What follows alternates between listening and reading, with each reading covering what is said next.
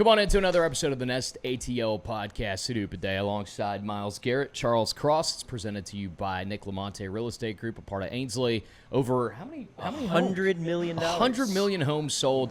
And, of course, we're at Rosa Cantina in Virginia Highland here in Atlanta. Rosa partnered with the Nest ATL. If you mention the Nest ATL when you come here, you get a free cheese dip with purchase. It's a hell of a deal. A deal that I will be taking advantage of today, as a matter of fact. But house-made cheese dip. It's pretty good. Incredible cheese dip. Throw a little jalapeno in there. Long story short, though, we are back for another episode as the Falcons get set for Game 2 of the preseason. Miles, of course, Game 1 against the Broncos didn't go the way we wanted. Nope. I think that's putting it nicely. Yeah. But we, of course, had a hell of a show at Eddie's Attic. Shout out to all of you guys that came and supported with the Water Boys podcast, the Water Boys show, rather, at Eddie's Attic this past Sunday. Incredible show. Terrence Mathis, John Abraham joining us as well. Miles did an incredible job putting it together. And, Charles and I were there just like today, flanking him to the side, just being there for him whenever he needs his coffee or his water, running that. Where would I be without my team? Yeah. Charles Cross, Sudoop Day, they're 1 in a million. Thanks for letting me intro the show today. Yeah, we figured we'd mix it up this week, huh? Why not? He gave me a shout-out during the show. And I didn't really know what to do, so I just sat there and clapped for myself. Yeah, I tried to get Charles to ask a question at one point, but he was like, nope, not this time. Yeah, so. Sit 2 feet in front of John Abraham and don't be nervous about it, all right? He's a nice guy. That's just a nice guy. Massive. Yeah, massive guy, yeah. But, nice dude. Yeah, very kind. Yeah. It was very awesome, man. Seeing all and then some of the stories, like Miles is going to be, if you're checking us out, we're recording on Wednesday, August 19th, so if you're checking this out, Miles should have some clips up pretty soon here from that show. Terrence Mathis with some incredible stories, man. Just posted one, actually, this morning. Again, it is Wednesday at around 1:30. But just posted one, Terrence Mathis talking about 1998. Turns out there was a story we had no idea about as far as one of the biggest reasons why they lost that Super Bowl. It completely changed the playbook. I won't give away all of it, but make sure to check it out, the Nest ATL on Instagram, all your social medias. Pretty cool stories. I'll be posting a lot more from there. Yeah, no doubt. And one of the big things we covered, of course, to recap, Falcons-Broncos first preseason game, just an atrocious showing from the Falcons. It's the preseason. God-awful offensive line play. Didn't really get much from the quarterback position. You didn't get anything at all from the pass rush, although we did see glimpses of James Pierce, who was allowed to play in the preseason. Just made you kind of grind your gears a little bit more at like what he did and to get suspended and why he did it, because you won't see that for 8 games this season. But Miles, they did add a pass rusher in Zadarius Smith, obviously all-pro guy in the past, has worked with Stefanski before, but just, man, I mean, much needed relief there. With the loss of Walker and Pierce. Yeah, I don't know what it is about the Falcons. I mean, obviously, you got to replace that production somehow. Jalen Walker, James Pierce, that's a really tough task. But Sudoop, Charles, I don't know what it is about this team in signing pass rushers that are maybe a little bit past their prime at this point. We got Zadarius Smith now, Matthew Judon a few years ago, Justin Simmons, all these guys that were Pro Bowlers, all pros at one point, but have fallen off just a little bit. Obviously, again, this is a depth move at this point. I checked out the latest depth chart going into this Colts game, and he's still listed as a reserve. I don't expect to see too much of him. I imagine he'll come in at certain schemes just to get some reps under his belt. But apparently they stole him from right under the Browns' nose here. Yeah. So a little revenge for Kevin Stefanski back his old stomping grounds at Cleveland. He ends up signing with the Atlanta Falcons. So, yeah, I mean, there was a lot of guys we were looking for in that preseason game. We talked about Mason Smith that last show. We didn't see him do anything, not a single tackle. Jared Stidham had all day to throw, guys. I don't know what the deal was, but he looked about as comfortable back there as anyone could be. Yeah, as far as Zadarius Smith goes, he is kind of towards the tail end of his career, like you were just talking about. 33, just basically dead at this point, right? You mentioned Aziz. I got 2 years left, folks. Yeah. But some other names, Aziz Ojulari, Cameron Thomas, some other veterans that they're trying to bring in. All these guys we just did not see do anything either in that game. Right. Yeah, but as far as Zadarius Smith goes, he's 33, played for Philly last year. In Philly, he had just 1.5 sacks, but only played 5 games. Yeah, he didn't do a lot. Right, so he wasn't out on the field a whole lot. But I will say he does have 70.5 career sacks and 3 seasons in his career with double-digit sacks. So there's some potential there. He earned a second-team All-Pro selection with Green Bay. He had 13.5 sacks that year. But outside of that, he's made 3 Pro Bowls. The guy's been around the game. He's going to be a solid veteran presence. But it's disappointing with the young talent that he's replacing, right? So I don't know. 15 and a half sacks you're replacing Yeah. here between those two players alone. So Right. it's going to be a tough task, no doubt. But, I mean, outside of just the pass rush guys, you're looking at the secondary. So we Yep. didn't see Avion Terrell play, was dealing with an injury. But Mike Hughes, this is a guy this team is counting on to be cornerback number 2. He's been that way. We've been hearing all the time about how great of a training camp he's been having. This, Yeah, that, we're and in the trouble. other. Let's just but you cut see to the Cortland chase. Sutton just mossed the We're- guy at the we're- very we're end. in You can't trouble. have that. But we knew what Mike Hughes was, and Mike Hughes got to Atlanta. And, yeah, he's had flashes throughout his career, but I think that play on that first drive of the game Yeah. was just like, Tone well, setter. yep, this is Mike Hughes. This is just who he is at this point. You know what I mean? And that is a position of worry, but also, like we said, it probably opens stuff up for, hey, maybe a rookie like Terrell can really step up in that position because you may need him. Yeah, no, you might. I mean, that's just the defense. We haven't even talked about the offense yet, the whole quarterback scenario. Yeah. Now, look, we saw the starters play. We saw Tua Tagovailoa play 2 drives, which is something we have not seen the past few seasons as far as the Falcons letting their starters play. Did not look very good. No. Fumbled the first snap of the ball Technically, game. no turnovers, though. Technically, Tua turned the ball over, yeah. defeating the accusations already. Yeah. How about that? So I'm sure we'll get into plenty of Jack Strand talk. But what QB1? Yeah. Streets are talking. Yeah, it's just, I don't like that the QB competition is still so up in the air. Yeah. There's still, a few weeks to go left in the preseason. But at this point, you talked about it at Eddie's Attic. The team needs a guy to rally behind, Yep. right? And right now, between Penix and Tua, they don't really have a guy that they can just, put the team behind that they can really back. Are you as saying their Cooper quarterback. Rush is not that guy? Listen, I'll let you guys cover the Cooper Rush talk. I don't want to.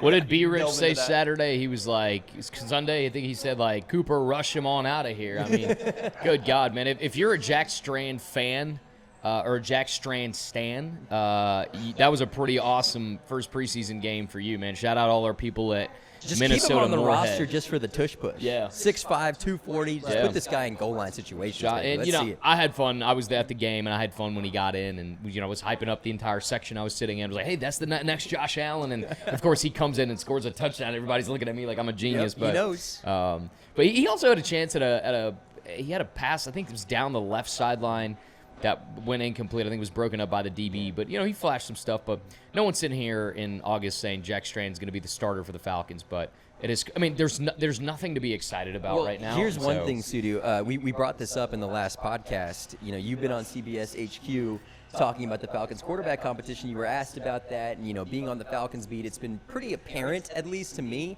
that this is Tua's job to lose just because of the pure reps that Michael Penix Jr. is not getting. He's not doing the 11-on-11s. I do think it speaks volumes right now that we're approaching week 2 of the preseason. Penix still is not cleared to play, but Kevin Stefanski has not named that starting quarterback yet. I think that does speak a little bit of volume. The quarterback room is in trouble for sure. We knew that, though, coming into the offseason. We were like, look, you got Penix, who's, injury history is extensive. You got Tua, who just a couple seasons ago we were talking about is even going to play football anymore.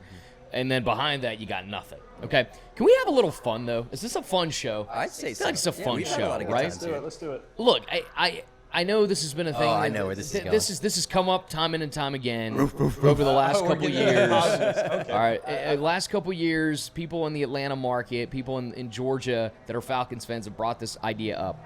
But let's just bring him home, man. Let's bring Stetson Bennett back to the great state of The Georgia. mailman. Okay, I'm not Hashtag saying he's national going to come be your starter. No, Penix is going to be your starter still, in my opinion. Penix is your starter when he's healthy. What do you have to lose? But why not? Anything behind some Penix jerseys. is clearly just it's bad right now. Bring him in. He'll inject some excitement. There's not really much to be excited about. And, I'm kind of looking at the way this roster is built and the suspensions and the injuries. This just feels like and I hate saying this before the season even starts, but it really does feel like this is just like, hey, let's just punt and go for a 2027 top pick and get another quarterback type of year. That's what it's already feeling like. We haven't even kicked off a regular season game. Let's bring Stetson in, man. Ty Simpson looked really good on his preseason debut.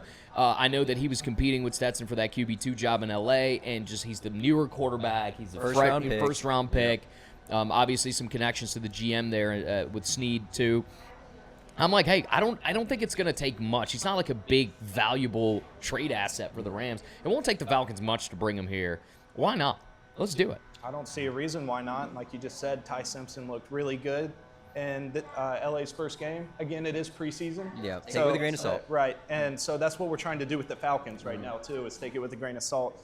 So as far as preseason week 2 goes, we've got the Colts, right? Joint practices this week.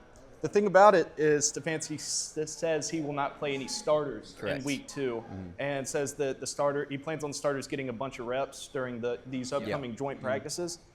How do you guys feel about that? So this has been sort of a league-wide thing, at least the last few years. I know, especially with Raheem Morris and Arthur Smith, they had talked about, when not playing the starters in the preseason, it's like, oh no, we've got these joint practices. That's where these guys are going to get reps. Which I hear you. You're getting some reps in practice. That's all fine and dandy.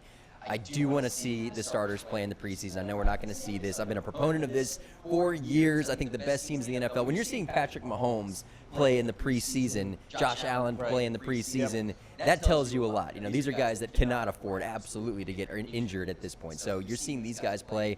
It's a new offensive system, new OC, new head coach, new regime, new GM, new quarterback for that matter. I want to see these guys get some reps. So, it's better than not, than nothing, I guess, for lack of a better term. But man, that was part of my qualm with. I mean, Stefanski's like starters will play, which some of them did, but part of the issue for me was like half of your defense wasn't out there.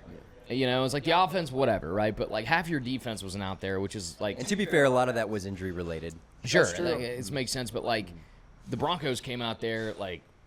With their guys, you know what I mean? Outside of Bo Nix, like they came out there with their guys, and Jarrett Stidham looked really good against against Mike Hughes, a starter. But yeah, I'd like to see more of that. And I get it, you don't have to play Bijan all the preseason games. You don't need to play Drake London every snap. But I'd like to see at least a series with everybody out there, just to give them a fresh, a look for the fans, but also for them to see how certain plays work. I've always been a big proponent in using what you're going to use it during the season in preseason, and I know coaches don't often do that because they don't want to give stuff away, but why wouldn't you just try stuff out in the preseason, and that way you can make adjustments when you do go into the regular season. So let's hope that at least in Game 3 we get some semblance of what the team will look like Week 1. Well, Stefanski's quote was that the joint practices offer a more controlled environment. Right, and so what he's referring to there is more like 2-minute drill kind of stuff, hurry up, different kind of situations that he can plug and play with. But there's nothing quite like seeing them on the field, even if it's preseason, but on the field in a game. So it's a little bit different. But as far as injuries go, Jesse Bates is back out there, Juwan Taylor and Xavier Watts. They've all returned to practice. Yeah. Juwan Taylor now listed number 1 on the depth chart. The top right tackle, right? Hold on. Can we give a shout out to the owner? Oh no, we got the owner of Rosa here, Brandon Hancock in the building. There he is. Get in frame here, Brandon. Yeah, give a shout out to Brandon right here, the head of Rosa. Brandon, he is so kind. Just handing out free cheese dips at the mention of an estate tail, man. What a goat, this guy. Come see him. Hey, we were just talking about Stetson Bennett coming to the Falcons. What are your thoughts on that? I'll take it tomorrow. Look at that. See? That's a jersey sale right there. What do you have to lose? What do you have to lose to get Stetson Bennett? Maybe a 7th round pick? Like what do you Cooper really Rush have to give up? for Stetson Bennett? Yeah, straight up. fair trade. Give him Jack Strand, man. Oh, easy. Give him Jack Strand. Put Jack Strand with McVay. Yeah. I don't know. I'm not going to comment on that. Anybody in that quarterback room is available. Yeah. Give him Tua for all I care. So 1 year, you're not paying Tua, I might prefer that they give him Tua over Jack Strand. Hey, Jack Strand scored a touchdown, baby. That's true. But yeah, All right, always Brandon. good to see you. Always a pleasure, my guy. Yes, sir. But yeah, come on down to Rosa, FYI. But also talking about what was I talking about? I think it was a Stetson Bennett topic there. Kind of forgot my train of thought. We'll revisit that in a second. But Charles, you were leading the way. Where were you on that thought before we had Brandon join the show? I don't know. Like, let's say they do go out and get Bennett, okay? What's to say we don't just go ahead and throw him out there, right? I feel the same way about Jack Strand. Obviously, Tua and Penix have something to prove in Atlanta. I wouldn't be mad if they let him fail. This is where we're at. The season has not kicked off, and we're talking about Stetson Bennett potentially starting for the Falcons. That's how bad things feel right now. Now, it's worth noting, the 0-16 Detroit Lions started off 4-0 in the preseason, so can be deceiving. I was asking for that quote. So that is worth noting. Yeah. But again. But it's not just preseason football.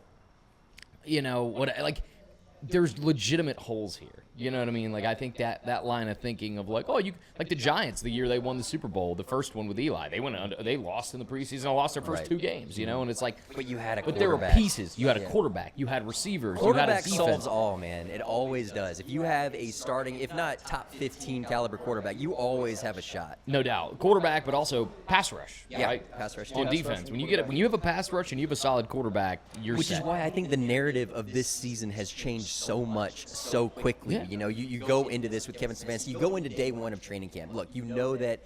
I mean, shoot. Let's go all the way back to January when Kevin Stefanski gets here before the James Pierce news drops. It's like, okay, if they can maybe figure out a competent level quarterback. This is before Tua at that point. You've got this defense that broke a franchise record for sacks in a single season. There are some promising pieces there, and then just like that, snap of your fingers, you lose both of those guys within a month. Well, speaking on the importance of quarterback play and pass rush, we wasted some really good years with Matt Ryan because our defensive line was so Never bad. had a top 10 defense his entire career. Yeah. So pass rush is a really big deal, and we've harped on that a lot, but it matters, right? So what's to say Atlanta doesn't just run the ball 45, 50 times? Run the damn ball, Yeah. Kurt. Well, speaking of running the ball, I mean, look, I know they're saying the Jake Matthews injury is nothing serious.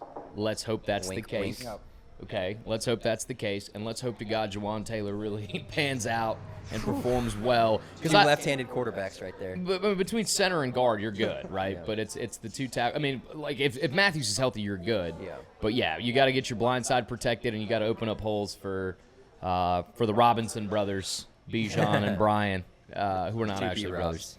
But no, there is some promise. Like at the end of the day, you do have one of the best backs, if not the best back in the league. You got depth behind him, and your receiver spots. Tyler Goodson also looked pretty good. Tyler Third Goodson, string. Yeah, North preseason, Gwinnett's finest. one of the standouts. Between Drake London and what you're getting in Zachariah, you got some depth pieces there with.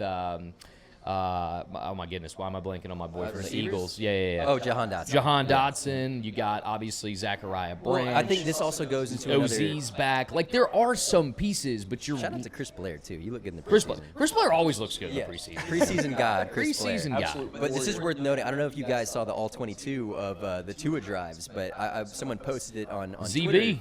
Yeah, the other day, Zachariah Branch, his first offensive snap, vertical route, had both guys beat. Tua did not even look his way. Yeah. You had a potential for a vertical 80-yard touchdown the first play. Can you imagine how loud that stadium would have Listen, gotten? And we'd This be is- talking about him a lot differently today. 100%. We'd be like, let's go. We're ready to This go. is why you need Penix back there Yeah. at quarterback Long and him ball. protected because he's got the arm to get that to him.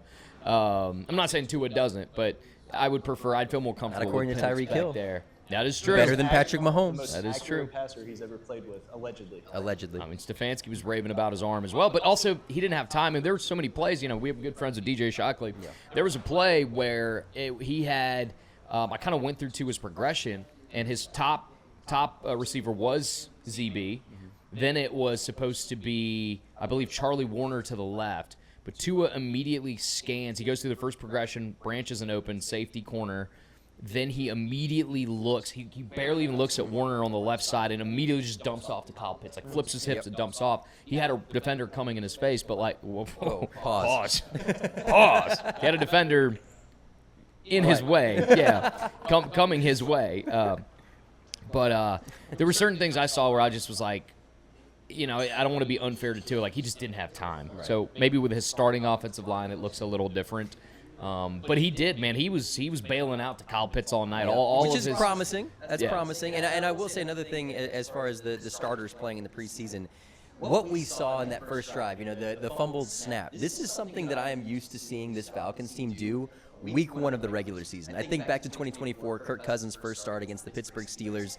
Gosh, he looked rusty. You know, he looked kind of like Tua looked on that first drive. So, if anything, I'm glad that this happened in game 1 of the preseason as opposed to game 1 of the regular season. But time will tell if this is going to be something that we're going to see changes with because God knows they need it. So it's still early, but I'm a guy that loves to Optimist? Yeah, well, an optimist, but also project, right? So I'm curious to see what you think the ceiling and floor can be for this team.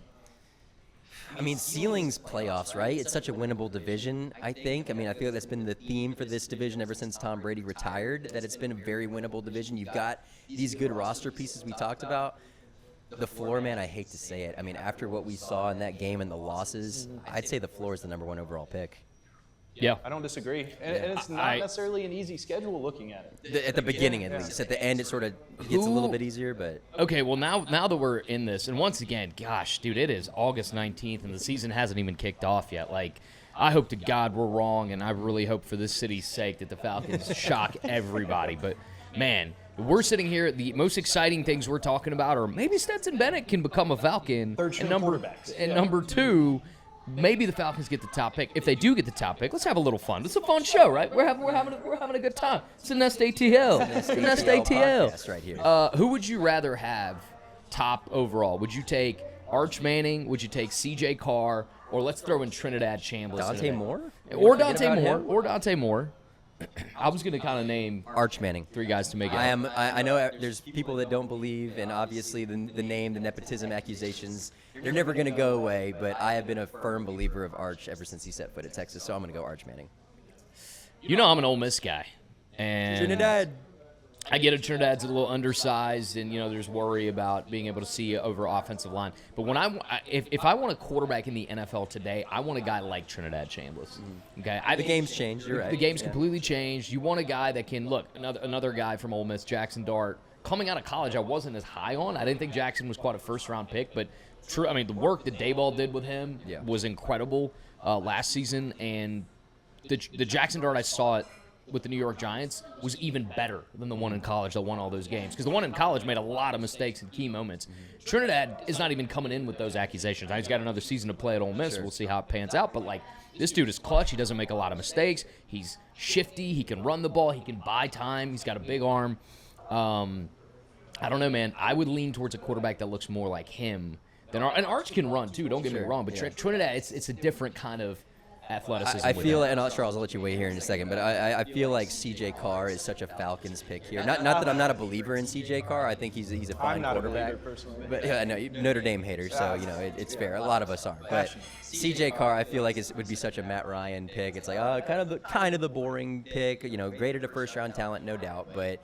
I feel like that would be after all these quarterback discussions, like C.J. Carr is the guy. We're forgetting Julian Sayin, too. That's another guy, too. Yeah. Sayin's really good. Charles, I was gonna go Darian Mensah. Yeah, I mean, it's going to be a pretty big quarterback class this upcoming season, and I'm looking at. Let me look at the mock draft. Let's let Charles weigh in. Charles, what do you got? I do like Arch Manning. I don't trust Arch Manning, so I'm going to go Dante Moore. That's a good one. Yeah, you would have gone number 2 overall this year. Yeah, I'm a big fan of Dan Lanning. I think Dante Moore's got a lot of arm talent. He can move outside of the pocket. The last Oregon quarterback we saw taken was Bo Nix, and then before that, Justin Herbert, right? So I would lean Dante Moore between those guys. I do like Trinidad, obviously a little bit older. He doesn't have the injury history, but kind of feels more the way Michael he plays. Penix to Yeah. me. The way he plays, he plays a little bit more.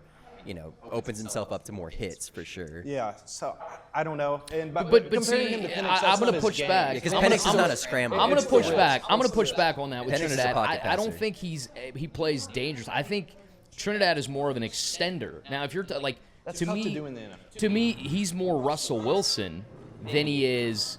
Let's use Jackson Dart as an example, another kind of dual threat guy that came from. Jackson Dart seeks contact. He's looking to lower his shoulder and come at you. To a fault sometimes. Trinidad That's what he does. is very shifty just in the pocket alone. He can, first of all, he can get away from. Now it's going to be different in the NFL, but playing in the SEC, we saw what he was able to do in year 1. And 2, he's going to move around quite a bit before he decides to just take off. So I don't think he's as injury prone or opens himself up to that as much as maybe a guy like Jackson Dart, if you're going to compare. Yeah, that's fair. I think Arch Manning would be a great later round pick. Now he won't be around for You think the Arch later- will be a later round No, pick? I think he should be because I don't okay, think I was he's going to about to be. say, yeah. I don't think he's going to be NFL ready out of the gate. You don't think so? I don't think so. I don't think so.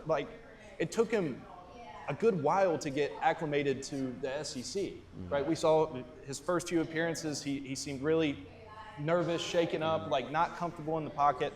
He can do a lot of things. He's obviously a Manning. If anybody is going to be able to progress the way an NFL quarterback should, it would be Arch Manning because of the. He's got the body too. Yep. The stereotypical quarterback dream, Pause. Whoa. This episode's going off the rails. Thanks, Falcons. It's Charles's turn to have a misstep here. So anyway, but yeah, no, I mean he's got the look of a quarterback. I don't know, Charles. I think what Arch came in with unrealistic expectations. He got some playing time when my guy Quinn Ewers. Thank you. I was about to say Sam Ellinger. I'm like, wrong guy. He got some playing time when Ewers was there. Looked good in those moments, and I think that created further hype. Subpar opponents when he would get it. Fair enough, but my point is, then he steps in last year. I guess what I'm saying is because we saw him in those smaller games, the expectations were super high. Heisman. He came out the gate struggling. I mean, it didn't help that they had to play Ohio State right out the gate. But then if you look at his last 6 games throughout the season, I think he threw something like 14 touchdowns, 2 interceptions, and another 5 rushing touchdowns in that, and he really showed growth after that Kentucky game last year for Texas. So you're coming in now, you spent all 4 years at Texas, you're coming in your senior year with a lot of hype, a must-win year for Texas. I think he takes that next step, and I think he's going into the league a much better quarterback than what we saw a season ago. Does that mean he's going to come in as a rookie and start immediately and light it up? I don't think so.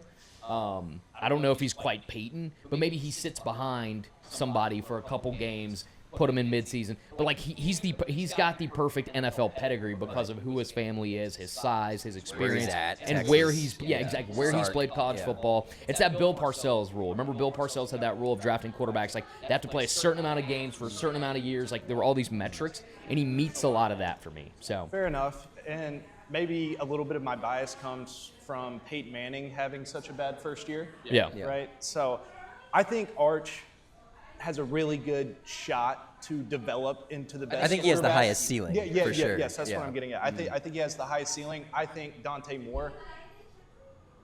Yeah, Dante Moore, I think, can come in and have the biggest impact on an NFL team next season. Yeah, immediate, quicker. Immediate impact. Yeah. So that's kind of why I was leaning that way for the Falcons, because we do need an immediate impact. Yeah. However, let's say they go get somebody in free agency, obviously we have mixed opinions on Kirk Cousins, but kind of what they're doing in Vegas with Mendoza.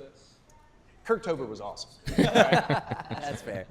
You can never take away Kirktober away from us. I do agree with you guys, though. I think 100% Dante Moore is going to probably be your best. I mean, this guy was going to be a New York Jet this year, right? Had he come out, and so Dante Moore for sure. I think once again, not just because he's my guy, but just based on the jump we saw Trinidad Chambliss make to the SEC from Division II and pick everything up so quick.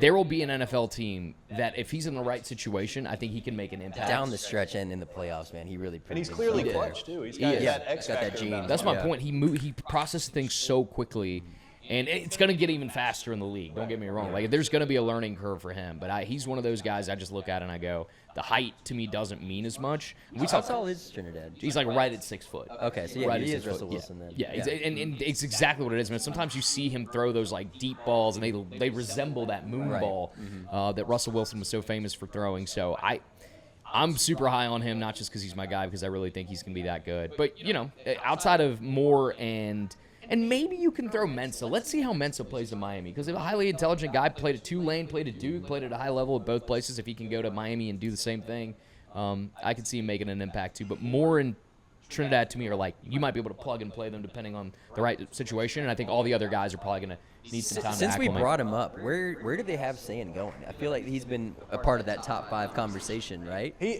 And he plays on a really, really good team. Number 1. Right? He's always going to have elite receivers around him.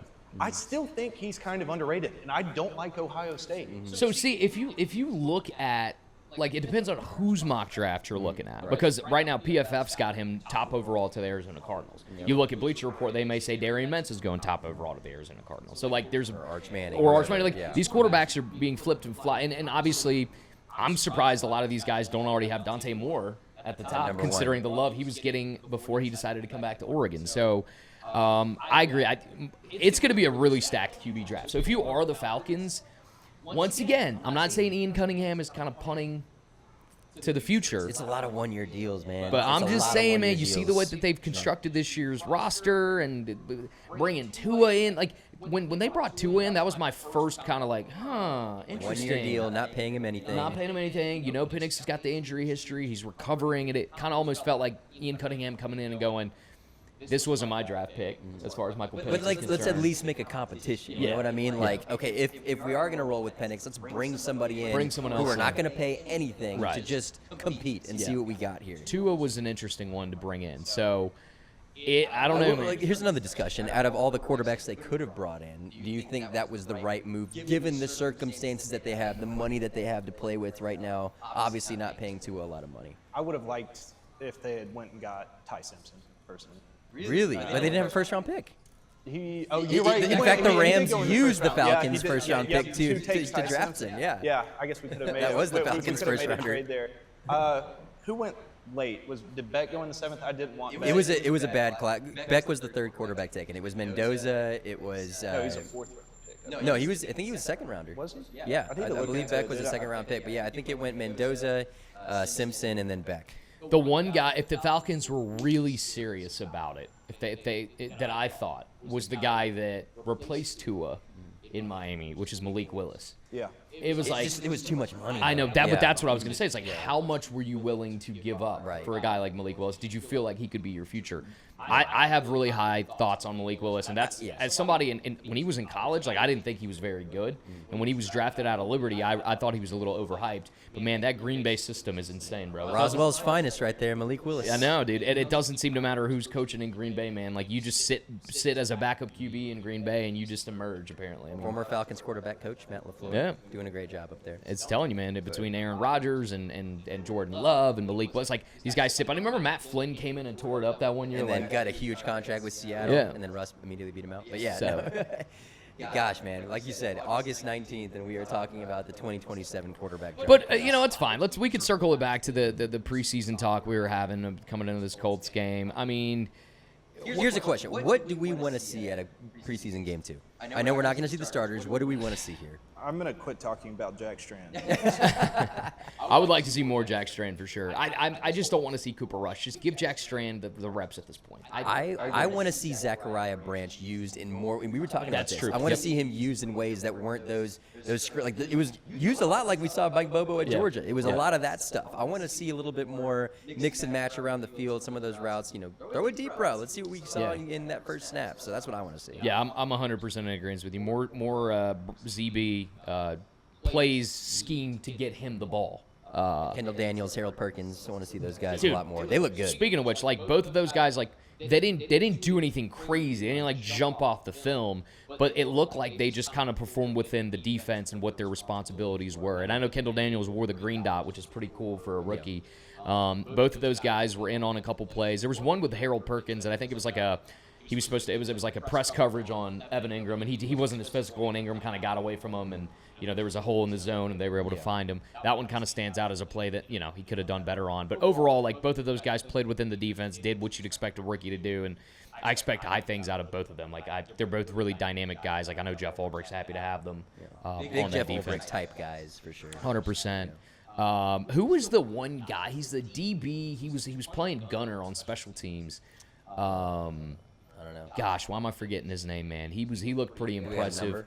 Flash speed. Hold on, I can find it out So real while quick. he looks into that, I was looking into the free agent quarterbacks from this past offseason.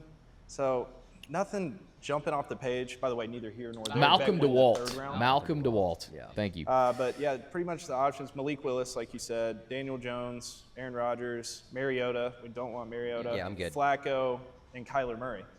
I would have honestly been fine with Flacco. I would have been okay with Kyler Murray. Stefanski personally. versus Honestly, Flacco, sure, yeah. Murray too. Murray Yeah. would have. I mean, it's just Murray like again, I think costs a little bit more than what the right. Falcons are willing The to pay. price tag was higher for I sure. would have and- liked to. But see, once again, it goes back to our point. You got a new regime coming in. These guys want their own pick. They didn't get a first-round pick this year. They want their own guys in place, and I think ultimately that's what it's going to come down to. If Michael Penix Jr. isn't healthy and he doesn't come back in time, I think the only way you can legitimately say like Penix is they're gonna go all in on Penix is he's healthy and he comes back and performs and gives them a shot at the NFC South. You know something I think that's interesting when we talk about Tua, before Matt Ryan got this job as president of football for this team, He was on our good friend Zach Klein's podcast talking about, I think this was after the Falcons got blown out by the Dolphins last year. Yeah. And Matt Ryan himself said, why are you closing the roof when it's raining? This is a quarterback, speaking about Tua, who cannot play in the elements. You got to create a home field advantage. This is a guy that was kind of dissing his own quarterback now at this point. So it's a lot of different factors here considering, these guys want their own dudes. You know, they did not inherit. I mean, they inherited these guys, but they want to draft their own guy. They want to sign their own guy. Do you think the Falcons go get Tua if he doesn't just hand it to them like he did last year? Right, his best game of the season last year was against the Falcons. Do you think that had an influence? I don't think so. You don't think so? I don't think so. Fair enough. Just wondering your thoughts. I mean, I'm sure it was a great game by Tua, no doubt. But, I mean, at the end of the day, I think it was a combination of the financials, who was available, the experience, that type of thing. I think it was just a perfect storm. Yeah, it was the perfect, this guy used to be good. Let's see what he's still got in the tank. He's great in college. And, if he gives us something, he gives us something. If he doesn't, then cool. Yeah, we don't lose anything. We don't here. lose anything We're not paying off of him that. anything. Yeah. No guaranteed Kirk Cousins money there. So, I mean, look, guys, there's just not much to build off of. You know what it is. If you're not going to play your starters, you're just going to run the same unit out. It's just maybe there's some improvement. Maybe there's more pass rush opportunities for some guys. Hopefully Mike Hughes isn't giving up deep plays. And offensively, I don't know what else I want to see from this offense. Jawan Taylor, let's see what you got. Yeah, man. Jawan Taylor. Is Jake Matthews healthy? Is he going to play? Are they going to hold him out? Will he be in a couple series? And overall, like I said, dude, just give Jack Strand most of the reps and just give us something exciting to watch, because to see if we get anything from the young linebackers you were talking about last week. Daniels and Perkins. Yeah. I think just watching them continue to grow and see what they do is going to be one of the keys as well. Before we go, guys, do we want to touch on any UGA, Georgia Tech, Braves, or how we feeling? Let's chat about the Braves, huh? I mean, they're still in first place. They're in first place still. They're down to 5.5 games on Philly. That scares me a little bit. Yep, it's like every week it's oh, the Braves are back. The next week, the Phillies are coming back. And, I feel like it's round and round we go. But again, I will keep harkening back. If the Braves can keep holding on to this lead, exactly what we talked about last week.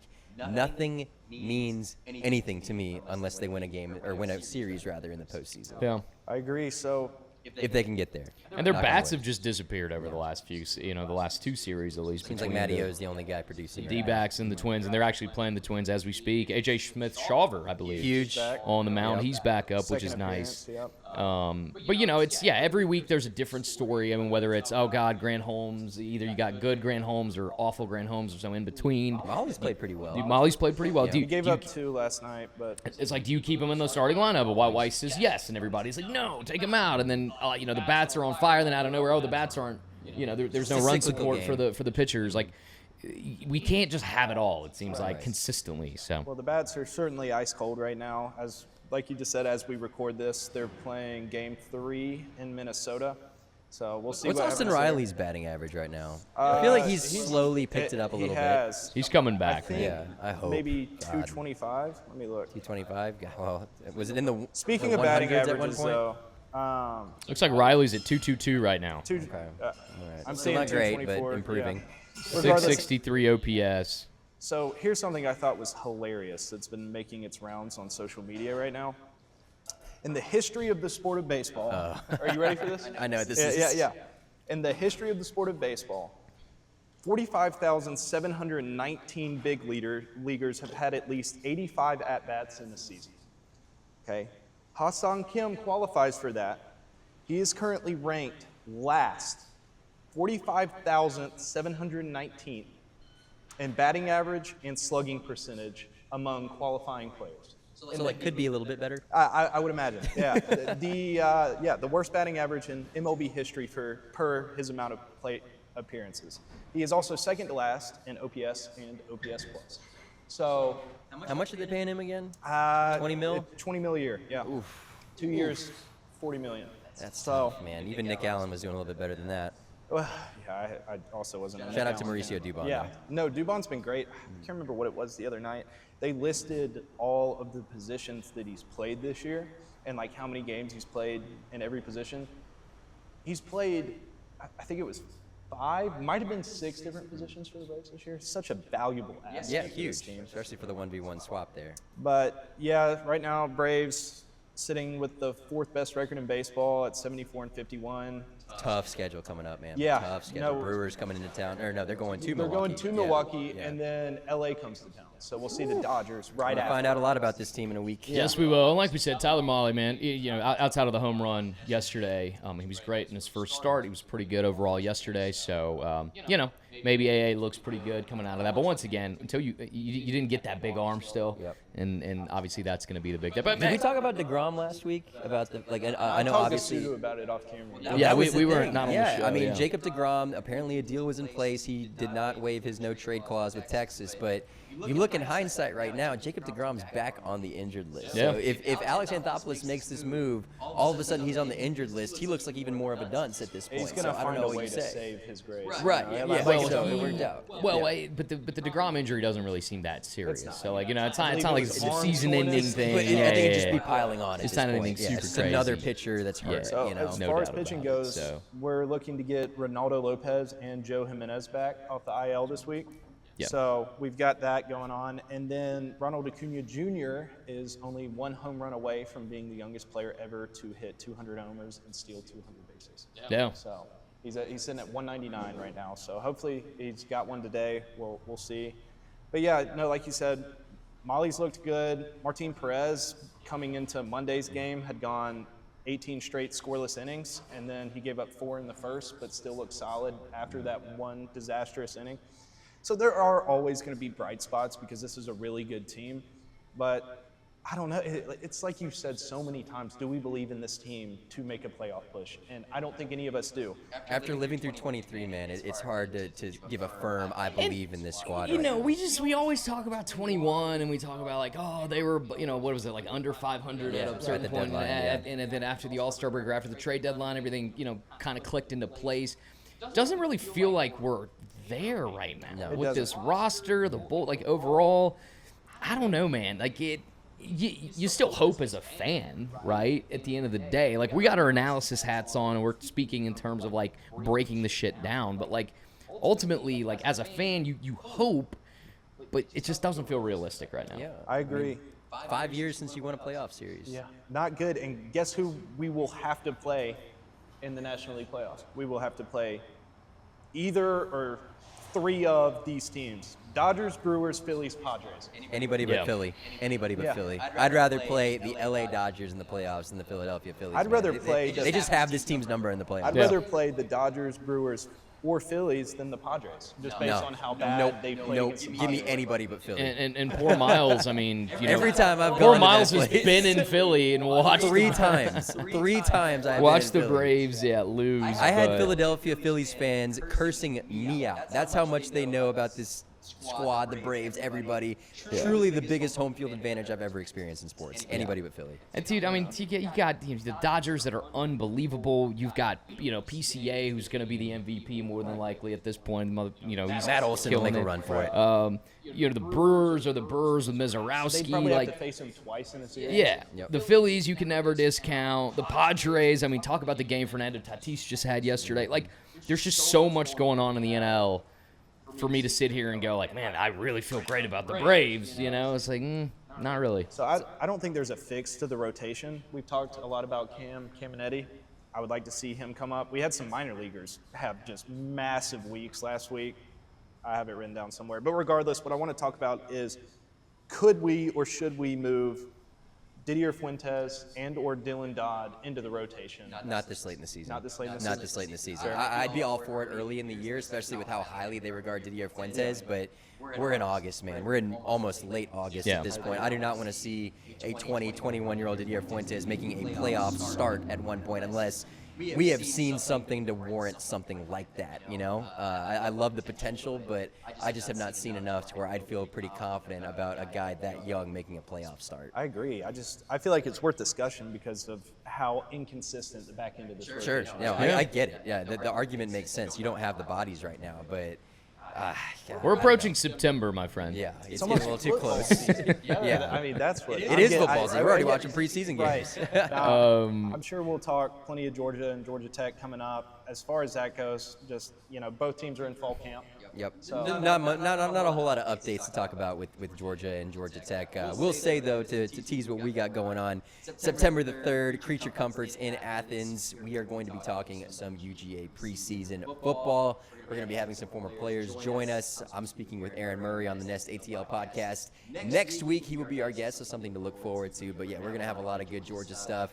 The film guy, Brooks Austin, is going to be joining the show. Rusty Manziel, potentially. Obviously, I know a lot of Georgia fans know him. But Rennie Curran as well. We've got a lot of good stuff coming Georgia football. It'll be a fun show. We're going to live stream it from Creature Comforts. If you're in Athens and you want to just come to Creature Comforts, grab a beer, hang out in the background, that'd be awesome. If not, it'll be live stream on all of our social channels and YouTube and TikTok, Instagram, Twitter, all that, so you guys can check it out there. Anything of note at Georgia Tech practice? Anything coming from Alberto the flats? Mendoza looks pretty good from some highlights they posted. But, Okay. I mean, I don't know. Outside of that, not a whole lot to He's update, I been feel like. described a perfectionist by Chris Winkie. That's what you want out of your quarterback It is. right there. It is. Yeah. So, Yeah. Tech's got Colorado week 1 again. This might be a controversial take, and God, I hope I'm proven right on this. I think Georgia Tech's going to win this game comfortably. I hope so. To Colorado? What I've seen out Colorado of, did go 3-9 last year. They did, but I mean, I think it's just maybe a product of the social media talk of Colorado Buddy, fans and It's Deion not looking Sanders, good but- over there. I don't know what. And as a Prime fan, Yeah. I'm We all love starting. Deion. I'm starting to kind of question his methods a little bit. You know, you gave him the benefit of the doubt early on. He brought the hype. He brought the Shador excitement. and- That initial team and what they were able to do for that university and Travis the, and the Hunter. town. But now we're going into what year? Is it year 4 or year 3? it's year 3, Year right? 3 at this point. There's just not much excitement. I get you got Juju Lewis, and Is he even starting for them this year? Yeah. Yeah, He is? Okay, I thought there was a And he's quarterback- got all the quarterback talent in the competition. world. He does. He was number a one talented quarterback recruit in the guy. country. But you're wondering, like, what the line of scrimmage is going to look like on They both look sides of the small, ball. man. And this isn't throwing shade. Just Yeah. from seeing what I've seen, they look small. Skill positions, and then the whole, like, media comes into open practice. You have to check your phones, and you can't report about any. I mean, some of this stuff is just weird, man. I'm like, what is Prime doing? A former media member himself, a guy known who's built his brand off of his personality, is holding football practice. Like, I get closed football practices are understandable, but you can attend practice, but you can't report on what you see. Feels very What's the point of Orwellian to even me. going? I don't like that. Yeah. I don't like that at all. It's just like, as a journalist, like, it's like, what are we doing, man? Why would you even go? Exactly. Yeah. Like, I don't even know why I'd go to those practices, but Charles, you had something to add?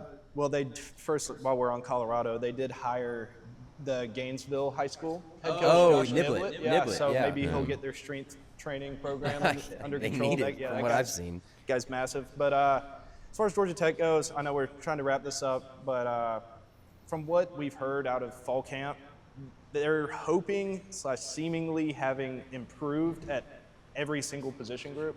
I don't know if that's the case. I know they've added a lot of size. It's tough to say that when you're replacing the ACC Player of the Year. At quarterback. that's I mean, true. I feel good about Mendoza. I like true. it, but man, that's a lot of production you're It replacing is, right and there. the wide receiver room potentially a little weakened. Although Jordan Allen and Isaiah Furman have solidified themselves as wide It looks receiver good. 1 and 2. Yeah.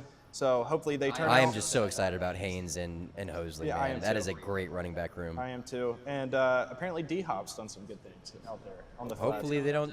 He doesn't get. I mean, obviously rooting for the guy, but hoping he stays at Tech, Yeah. man. Hope no one signs. I mean, shoot, maybe the Falcons could use his help. Right. I don't know. So Yeah.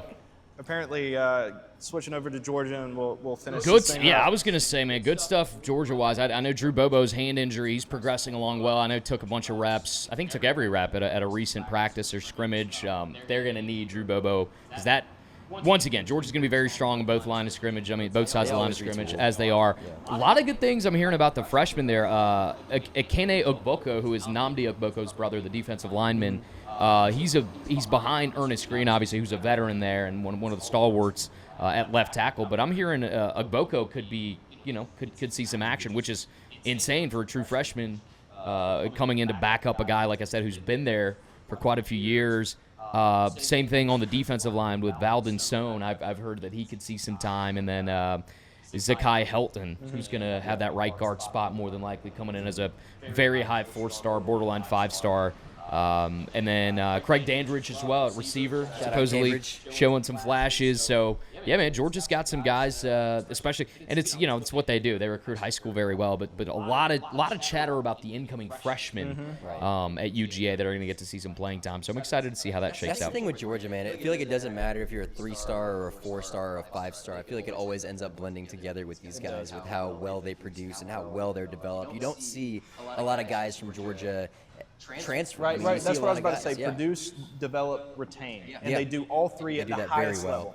Yeah. Right. So Kirby's talked at length about testing out the toughness of this team in fall camp. He's talked a lot about wanting to see if, in quotes, they have enough grit to win fourth quarter battles. So I think I wouldn't want to be in this Georgia heat under Kirby Smart's regime right now, and I promise you, they're All those they're videos knocking of him heads. shouting that the folks in Athens are hearing from outside. So Yeah. a major focus for them has also been generating more turnovers and causing havoc. Of course. So that speaks right along the That's Kirby Kirby, Smart brand. And then, of course, everybody knows how good he is, but KJ Bolden apparently has just looked phenomenal. Oh, I've been so high on him ever since he He's got looked out of Buford. phenomenal. Lucky's the clear tight end 1, which is crazy with all the talent they have in that room. Like, I agree with it. I'm just saying they have so I'm many excited to see options. That's a Ethan guarantee. Barber. I mean, Lawson Lucky, talking to national guys when I do these segments at CBS. I mean, I asked Brad Crawford recently. I was like, hey, what kind of season do you think Lawson Lucky has? And he's like, we're talking, 7 touchdown, 8 touchdown, maybe more type season That's for potentially him. leading the team right there. Exactly. I mean, and they're going to need it from that tight end room. It's the best tight end room in the nation. And we've talked about it. They added some depth at the receiver spot. They added Isaiah Kenyon, but a lot of unproven guys behind him, a couple of, sophomores, juniors, whatever back there. Another guy actually on offense, I know I mentioned Dandridge showing out a little bit in practice, is Jay Lamar, the kid from Colquitt County, the running back they got, the highly recruited guy. They were very high on that they got. I've heard he's come in and made some noise, which is who's great the guy because that got hurt? Dante Dowdle, the Dowdle, ATV yeah. accident, unfortunately, the Kentucky transfer. So you've got obviously Nate Frazier and Bo Walker Walker's and looked really strong. Bo Walker's Chauncey good. Bowens and Dwight Phillips, but you There's also depth. have potentially this freshman and Jay Lamar that could add some depth in that room for Georgia too. So we'll obviously be catching up on all this stuff moving forward. But before we wrap, any last words, guys? I don't think so, man. I think we covered the bases pretty well. Like we said, we have the live show coming up in Athens on September 3rd. Still got some stuff coming from the Water Boys, from our Eddie's Attic show. Stay a lot of tuned stuff for there that. from John Abraham and Terrence Mathis. And as college football season approaches, we promise we will deep dive into every and anything as far as college football in general, but especially Georgia and Georgia Tech goes. So stay tuned for all of that. Just slow season right now, And preseason. Falcons training and, camp. and for let's preseason. get the push to get Stetson Bennett to Atlanta. We need some excitement. Start the conversation. Let's have a dialogue. Why not? Let's have a conversation.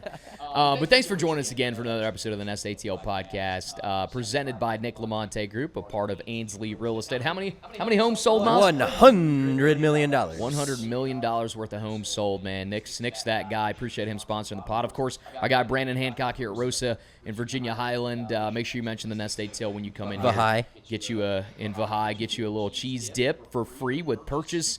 And I'll let you finish it out, Miles. Anything else? World Man, you took the famous words right cheese out of my dip. mouth. Yeah, Come get I it. mean, yeah, come get the cheese dip, man. Mention the Nest ATL. That's all we have to say. He's Sudi Upadea. He is Charles Cross.